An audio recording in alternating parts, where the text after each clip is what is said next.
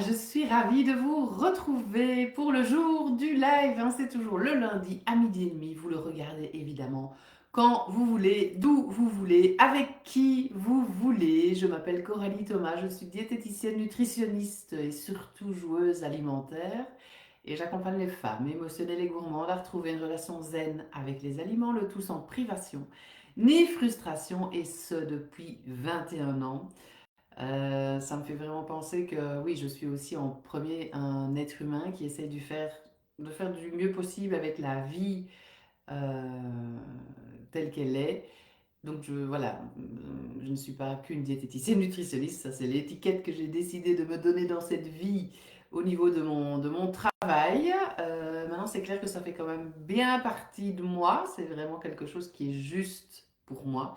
C'est un métier que je fais avec cœur et passion depuis 21 ans, comme je viens de vous dire. Là j'ai eu une semaine de congé, je suis vraiment ravie de reprendre mon travail. J'ai eu un appel découverte ce matin, la patiente s'est offert un accompagnement de 6 mois, j'ai eu un autre suivi avec une autre patiente qui est dans la vingtaine et qui apprend à s'aimer. C'est justement le thème de cette semaine. C'est est-ce que c'est possible de s'aimer? Comment apprendre à s'aimer?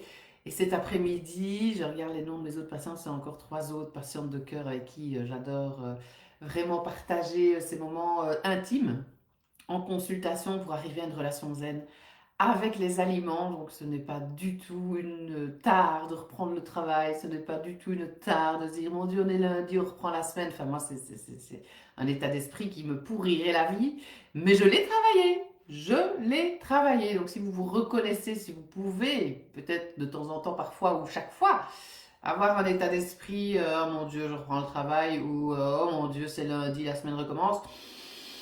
Est-ce que c'est OK pour vous? Oui, non, à vous de voir. Et si vous voulez que je vous accompagne à voir ça peut-être d'une autre manière, n'hésitez pas à me contacter évidemment, parce que oui, je suis diététicienne nutritionniste, mais j'accompagne de manière holistique, parce que pour moi c'est quelque chose d'holistique, tout simplement. Si on s'arrête à l'assiette, aux quantités, ou ce que je peux, ce que je ne peux pas, ce qu'il faut, ce qu'il ne faut pas, ce qu'on a dit, ce qu'on n'a pas dit, ce que truc fait, ce que chic fait.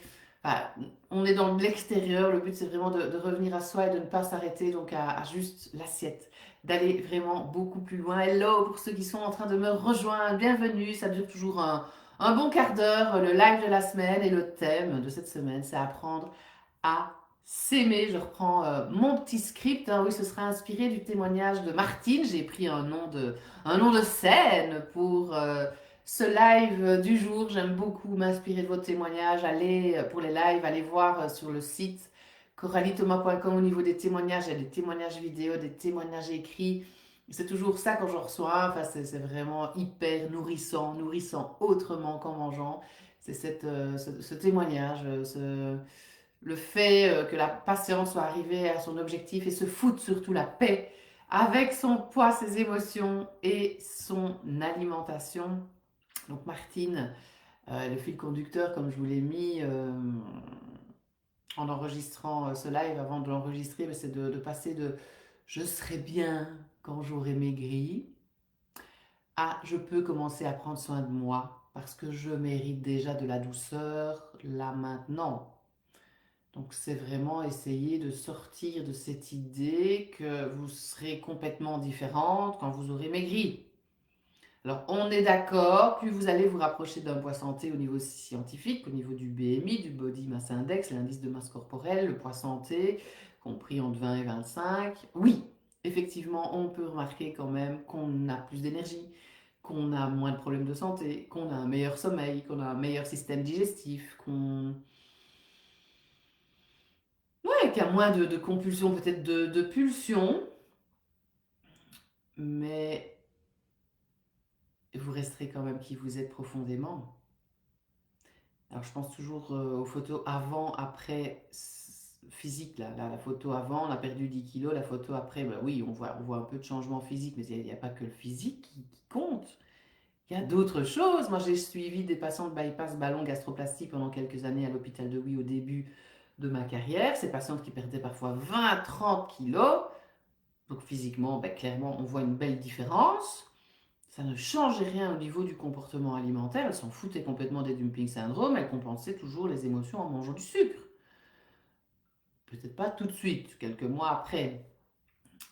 Donc c'est bien la preuve que ça ne change pas grand-chose que de travailler uniquement l'image du corps. Et c'est vrai que peut-être généralement on se sent mieux quand on est dans un poids santé, oui. Maintenant, n'attendez pas d'être dans ce poids santé avant de prendre soin de vous. C'est ça le message. C'est ça le message. C'est maintenant que vous pouvez travailler ça. Et en fait, plus vous allez travailler ça, plus vous allez vous aimer, plus vous allez prendre soin de vous, sans oublier les autres. Évidemment, ce n'est absolument pas le but. C'est un égoïsme éclairé dont je parle ici. Parce que plus vous allez prendre soin de vous, mieux vous allez prendre soin des autres. Vous ne pouvez pas prendre soin des autres sans prendre soin de vous. C'est pas possible. C'est comme si on faisait tout le temps passer les autres avant et on s'oublie complètement, donc on n'aide pas vraiment complètement les autres. Donc ne vous oubliez pas, j'ai perdu un peu le fil d'un truc que je voulais dire. Oui, n'attendez pas d'être dans le poids que vous attendez, que vous espérez, qui n'arrivera même peut-être jamais. Il faut faire gaffe aussi à nos attentes, parce que nos attentes, ben oui, on peut peut-être y arriver, mais est-ce qu'on a vraiment envie de mettre les actions en place pour y arriver? Est-ce que c'est compatible avec notre vraie vie? Essayez vraiment de voir ça.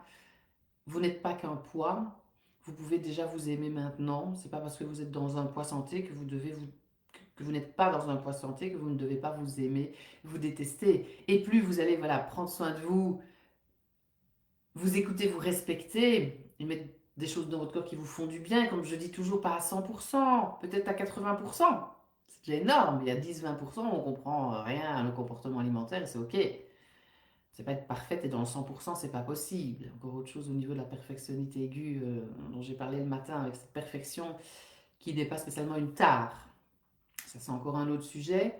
Mais plus vous allez faire ça, plus vous allez vous retrouver dans un poids santé.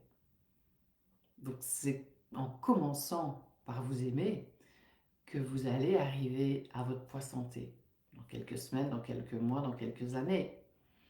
Oui, oui, oui, dans quelques années peut-être. Oui, ça dépend de chaque personne et ce n'est absolument pas bon pour le corps de perdre trop vite du poids et ce n'est...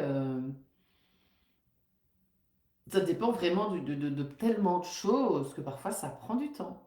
Ça dépend de l'âge, ça dépend de l'environnement, ça dépend des relations, ça dépend de comment vous mangez, de votre profession, de vos croyances, de votre religion, de votre éducation, de tout ce que vous voulez. Donc c'est plutôt, ouais, plutôt qu'avoir le moteur, j'ai envie d'atteindre ce poids, j'ai envie de perdre du poids et l'être humain en parenthèse n'aime pas perdre, c'est plutôt de prendre le moteur, l'amour de soi. Alors je sais que c'est pas toujours évident parce que parfois on ne s'aime vraiment, vraiment pas, mais l'idée c'est d'arriver à apprendre à vous aimer parce que de toute façon, ben, on n'a pas trop le choix, on est tout le temps avec soi. Donc l'amour de soi plutôt comme moteur, je mélangeais moteur et critique plutôt que d'utiliser la critique ou le poids. Et voilà, pour moi, le vrai changement, ça pourrait peut-être commencer par ça, d'apprendre à s'aimer et d'aimer même les choses qu'on n'aime pas de nous. Mais je sais que vous vous êtes peut-être déjà dit, je serai bien quand j'aurai maigri, je m'aimerai quand mon corps aura changé, je prendrai soin de moi quand je serai enfin satisfaite, mais c'est peut-être l'inverse. Et aussi, parfois, j'arriverai à faire ça quand je serai pensionnée, je ferai ça quand les enfants seront partis, je ferai ça quand je serai en vacances. Mais non, on arrête d'attendre en fait, c'est maintenant. Et souvent, quand on arrive à la pension, on n'a plus l'état d'esprit comme on l'avait dans la trentaine, quarantaine, cinquantaine, soixantaine. Enfin bref, c'est maintenant. Arrêtons d'attendre le bon moment. On peut aussi prendre soin de soi et vouloir perdre du poids à Noël et au Nouvel An. Il n'y a pas de bon moment. C'est vraiment important que je vous le rappelle et il est parfois trop tard si on attend la pension. Voilà, je reviens à la pension. Non, vraiment. Je vous dis, ça fait 21 ans que je fais ce métier-là, j'ai rencontré plus de 3000 personnes. Il y a un moment où je vois que j'ai un cerveau HP, hypersensible, bah ouais, il y a quand même une certaine intelligence. Donc j'ai détaché des choses. Il y a quand même des lois là, qui régissent l'être humain. On est tous différents, on est d'accord. Mais vous n'allez pas arriver à de vrais changements en ne vous aimant pas et en vous prenant comme une ennemie, en vous disant je suis nulle, j'y arriverai jamais, oh là là, j'ai encore mangé ça, ça, ça. Enfin, c'est d'essayer de comprendre le message du pourquoi on mange ça, ça, ça. Donc, ce lien alimentation-corps, culpabilité, amour de soi. Hein, pas l'amour de soi aussi, version tout est parfait, je suis plus belle que les autres, on n'arrive pas à ce délire-là, ça n'a rien à voir, on n'est pas dans la comparaison, puisque ça ne sert à rien de se comparer, vu qu'on est tous et toutes différents, donc ça n'a pas vraiment de sens en fait. Mais bon, voilà, moi je vous invite à vraiment à vous inspirer et à voir les choses d'une autre manière. N'hésitez pas à ceux qui regardent à mettre des petits cœurs, des petits j'aime, à partager, à ceux qui pourraient être intéressés, à mettre évidemment un petit mot en commentaire, juste un petit coucou pour me dire que vous êtes là, c'est toujours quand même vachement motivant. J'ai perdu ma petite note. Oui, c'est ça, c'est vraiment... voilà, pour moi, par rapport à mon expérience, encore une fois, je disais à la patiente, tout ce que je vais vous donner, vous inspirer, tout ne va pas vous parler, évidemment, prenez vraiment ce qui est juste pour vous, mais moi je ne sais pas, je ne vois pas comment on peut arriver à sentir bien dans son corps, à concocter sa recette du bonheur sans apprendre à s'aimer avec ses défauts, ses qualités, évidemment. Et oui, parfois on peut évidemment s'auto-détruire, s'auto-flageller, mais voilà, c'est d'essayer d'en prendre conscience et d'en sortir. L'amour de soi version vraie, comme je vous disais, ne pas être dans l'amour de soi version tout est parfait. Donc c'est s'écouter, c'est se respecter, apprendre aussi à s'écouter, parce que parfois on s'écoute plus, d'arrêter de se critiquer en permanence, apprendre à prendre soin de soi autrement. Ouais, pourquoi on croit souvent qu'il faut d'abord changer son corps pour s'aimer? Je sais pas, je vous pose la question, répondez comme vous avez envie. Comment la critique intérieure entretient la culpabilité et la lutte? Euh, ouais, complètement. Pourquoi la douceur peut devenir un vrai moteur de changement? Le moment présent aussi, je trouve, la respiration aussi. Et Martine, bah, elle nous disait, elle m'a dit simplicité, écoute, conseil et apprendre à s'aimer. À une bonne soixantaine d'années, hein, justement, Martine, elle n'avait jamais appris ça. Elle était en mode régime, je me rappelle bien aussi depuis très longtemps. Et comment commencer concrètement, ben, elle nous propose vraiment plutôt de se parler avec plus de douceur, comme on dit, d'arriver à plus écouter le corps. Le corps, il donne énormément de messages, mais parfois on l'oublie complètement alors qu'on est tout le temps avec lui. Un repas peut-être plus respectueux de soi, d'essayer de mettre de la conscience, de se poser cette question, est-ce que j'ai envie de mettre ça dans mon corps ou pas? Et vraiment un petit pas réaliste en fait, une micro-action que vous pouvez mettre en place dès maintenant. Dites-moi d'ailleurs dans les commentaires qu'est-ce que vous pourriez mettre en place pour apprendre à vous aimer un peu plus aujourd'hui. Quelle est l'action qui vous vient? Et surtout, bah oui, là vous allez la penser, vous allez peut-être la dire tout à quelqu'un, mais vous allez surtout l'ancrer dans la matière, la réaliser pour de vrai. Et retenez vraiment vraiment cette phrase un peu marquante, ben, vous n'avez pas besoin de vous détester en fait pour prendre soin de vous. Enfin, ça va même pas ensemble. Mais ça arrive très souvent. Et ça m'est arrivé aussi, évidemment, dans mon jeune temps. Ça, c'est encore un autre sujet. Vous pouvez aller voir aussi sur la page contact de Coralie Thomas.com. J'explique quand même une partie de ma vie où moi aussi je m'auto-détruisais, hein, clairement. Jusqu'au jour où il y a eu quand même une grosse prise de conscience et où l'amour de moi a commencé.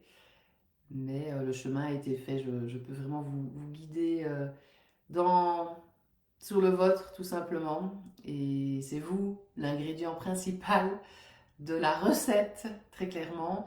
Donc envoyez-moi peut-être le mot douceur en message privé, parce que je sais que ce sont des sujets intimes. On n'a pas parfois envie de noter en public, évidemment, parce que voilà, c'est parfois intime. Donc vous me contactez en message privé, vous pouvez réserver un appel découverte pour déposer vraiment ce qui vous pèse maintenant, sans jugement. Et moi, je peux vous expliquer comment je peux vous accompagner. Ça, c'est l'appel découverte.